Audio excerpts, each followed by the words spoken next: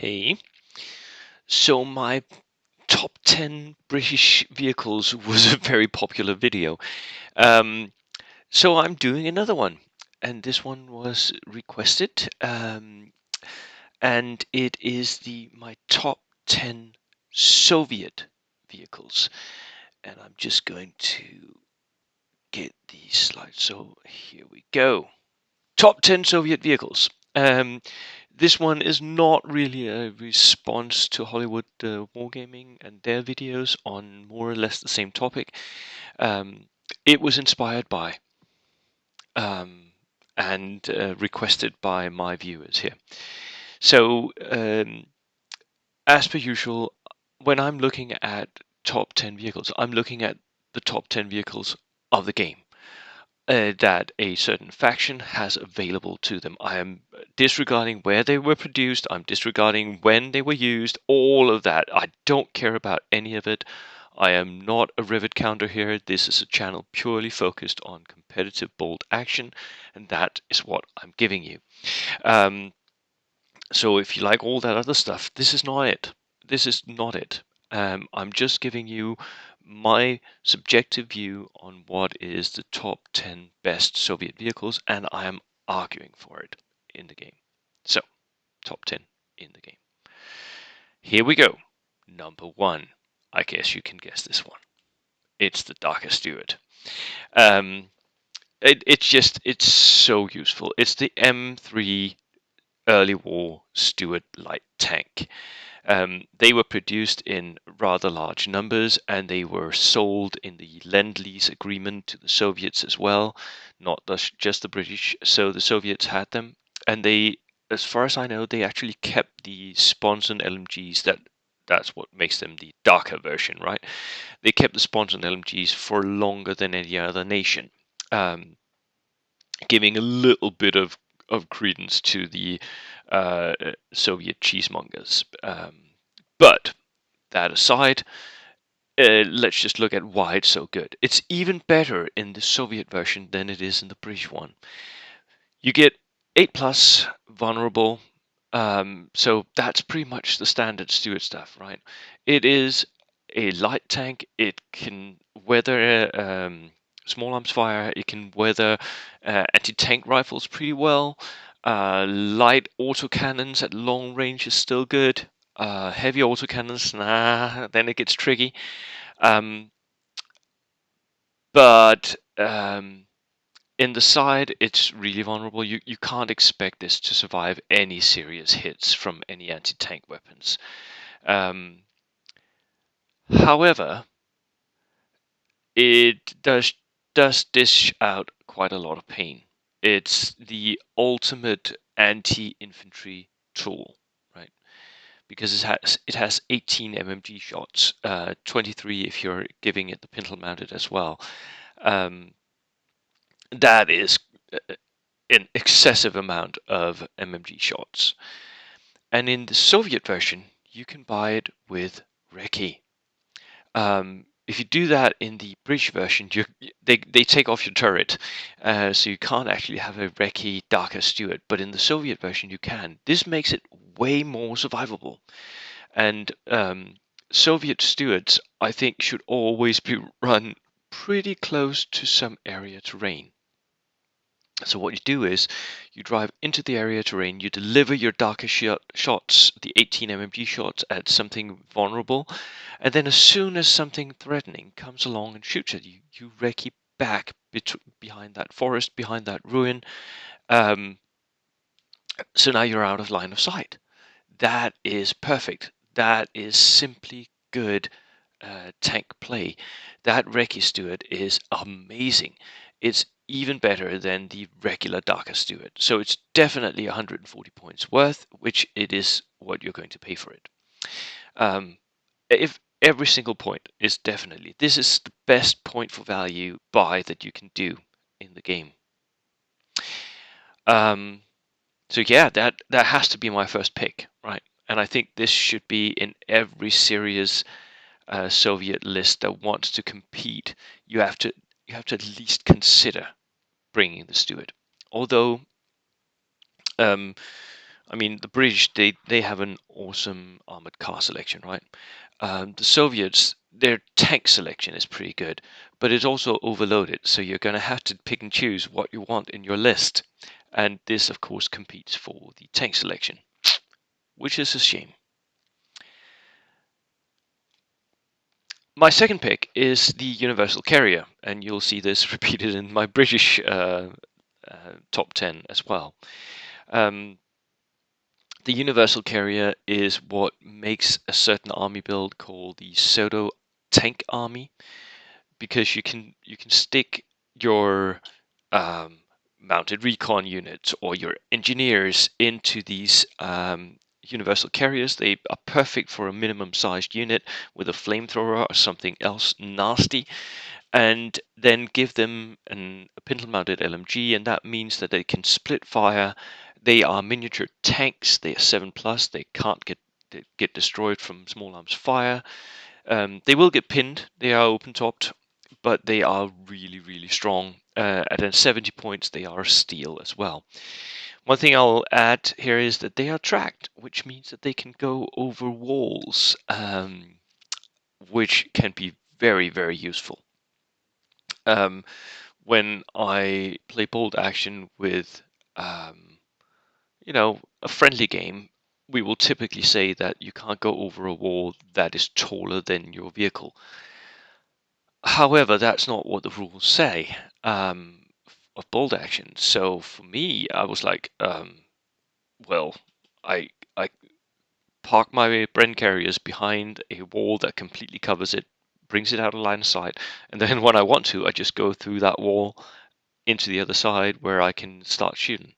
Um, so really, really strong. The only thing that could make this even better would be if it had recce. You can't get that though. That would be overpowered. My third choice is the BA-20, and especially the one with the flamethrower turret. At 110 points, it is kind of expensive for a 7+ vehicle, but it is very, very survivable. It is close-topped. You can't get pinned from small arms fire. It has a tiny profile. It's very, very small. So you can fit it through almost any type of terrain. It can move around, and it typically can get hard cover from any wall that you can find. So it's very, very easy to hide, very, very easy to get to survive. Um, the one main drawback is also its one main strength. It has a flamethrower turret. That turret is of course enormously useful because it's 360, right?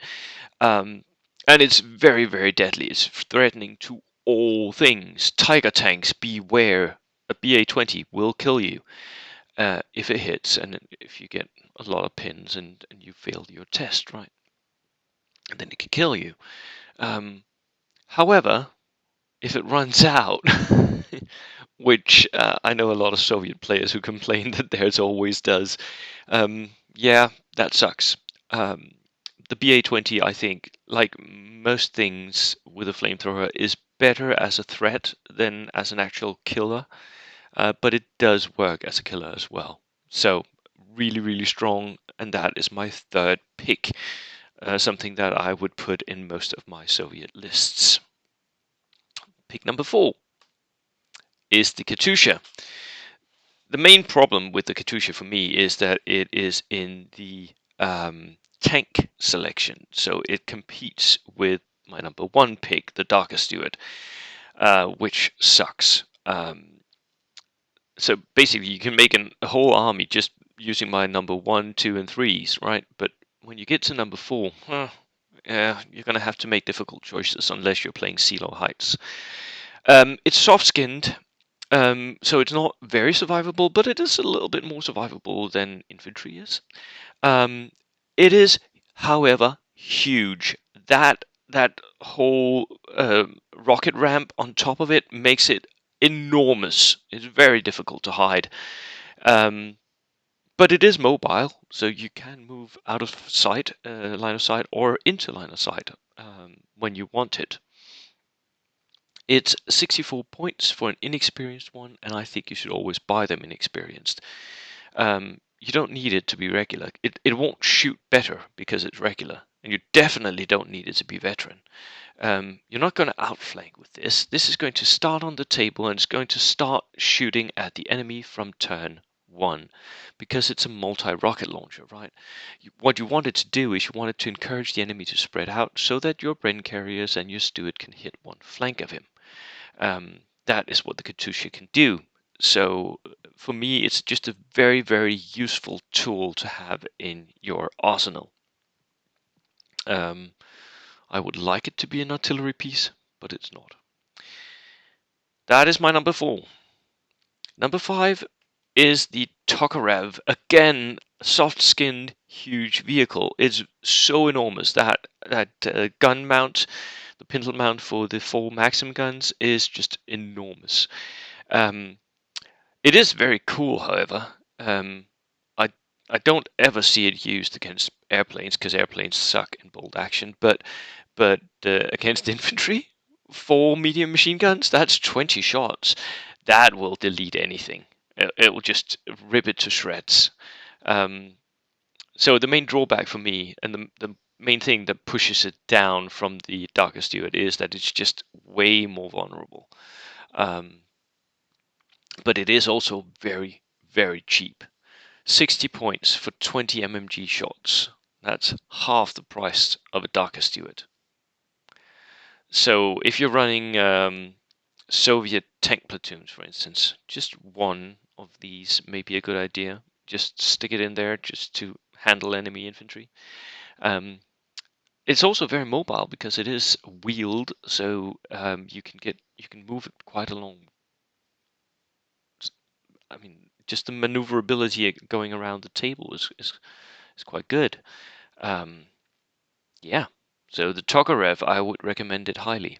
Again, though, it is in the tank selection, so it does compete against both the Stuart and the Katyusha. My number 6 pick might surprise some people. It's the half-track truck. Now, the half-track truck is not very offensive at all. It's soft-skinned. It's a half-track, of course. It has 12-man capacity. It's 54 points if you're buying it regular with a pintle-mounted MMG, which I think you maybe should for this one. It is one of the best units for transport, in my opinion, because it is half-tracked. It can move through rough ground, which is so useful. You can drive it through a forest. You can drive it through a ruin. You can park it in a forest or a ruin and just sit there shooting your pintle-mounted MMG. On top of that, you have a 12-man transport capacity, which is perfect for 2 6-man unit of engineers or SMG troops, or maybe even a large unit of inexperienced dudes that are needed to go up to an assault. So you sit behind a forest or you sit behind a ruin out of line of sight. You drive up, you shoot, and then your infantry gets out. That is really, really strong because you're not threatened. You're just sitting there waiting for the perfect opportunity to push your assault. And that is why I like the half-track trucks. Good Soviet players can play these to their advantage, and they are very, very good.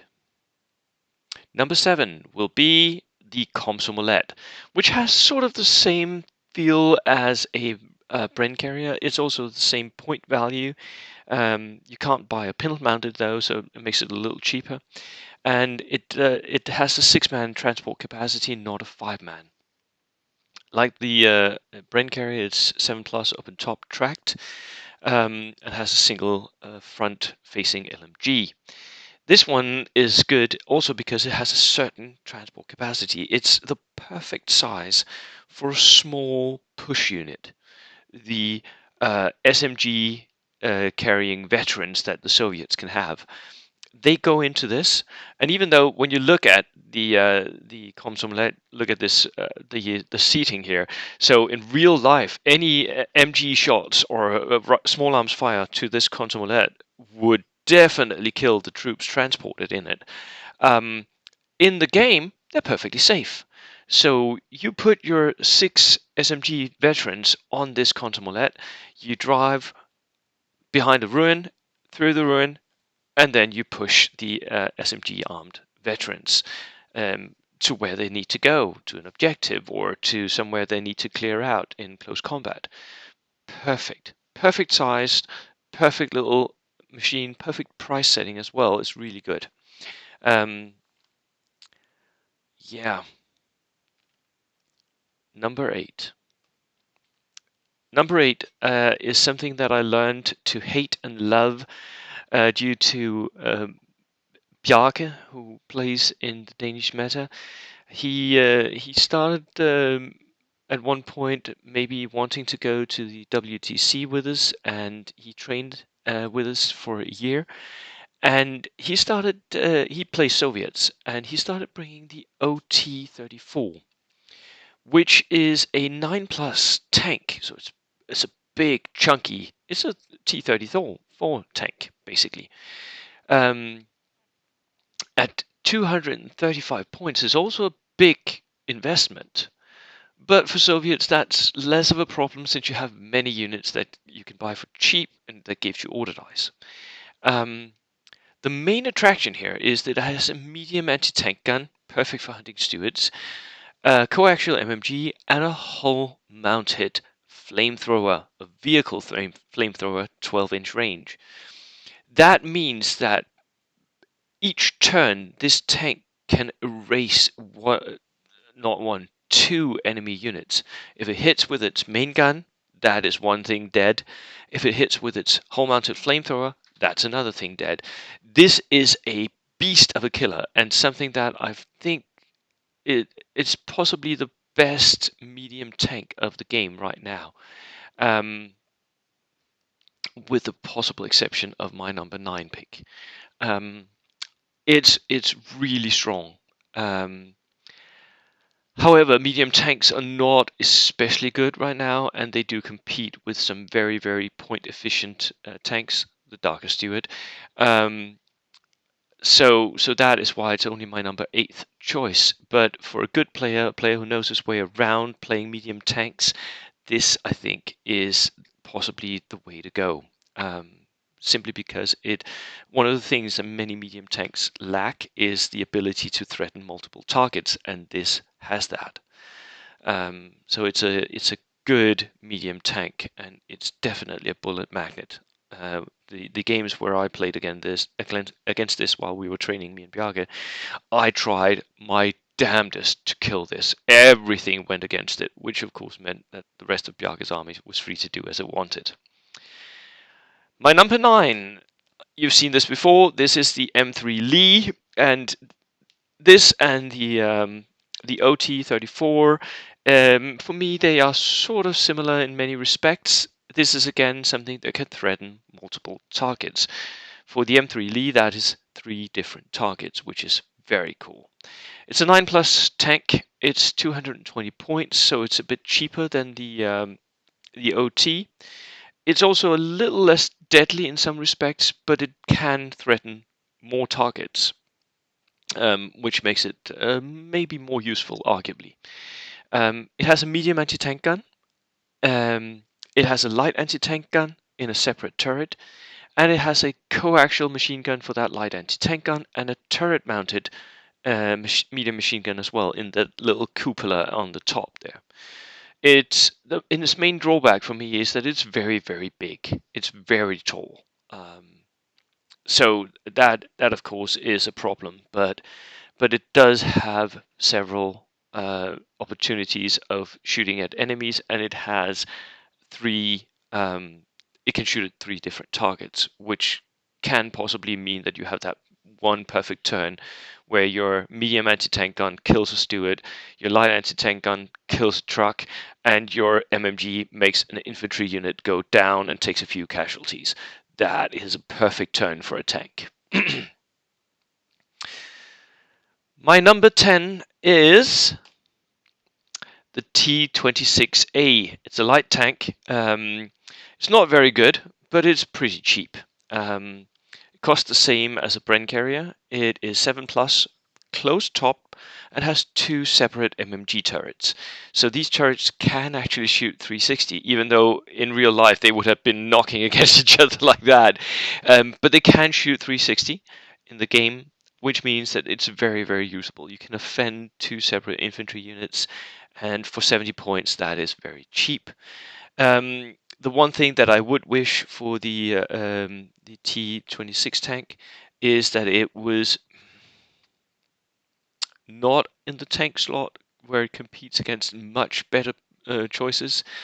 But you can see it fielded sometimes, although you mainly see it fielded by Finns, the captured T-26s. So that is my number 10 choice. I think the main problem here for most of these choices is that they are competing for the same selector slot in the selectors. They are competing for the tank slot, right? We have the T-26 tank, we have the Lee tank, we have the OT tank, we have Komsomolets, they are transport, half-track transport, Tokarev tank, Katyusha tank, BA-20, that is an armored car. That's the only armored car in my top 10 here, right? Then we have another transport and another tank. So the tank selection for the Soviets is just way overloaded with good choices. So that is the main problem here. They're all competing for the same slot. That was it for me. That was the top 10 Soviet vehicles. Bye.